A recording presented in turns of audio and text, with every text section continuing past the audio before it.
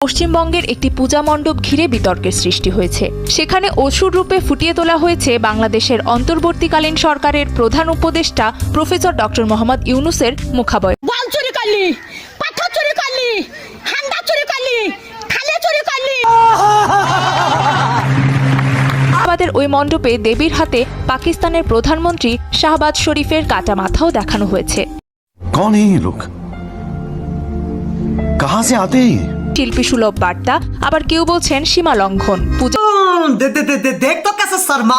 সীমা লঙ্ঘন। পূজা আয়োজকদের দাবি এটি দেশের শত্রুদের বিনাশের প্রতীক উপস্থাপনা।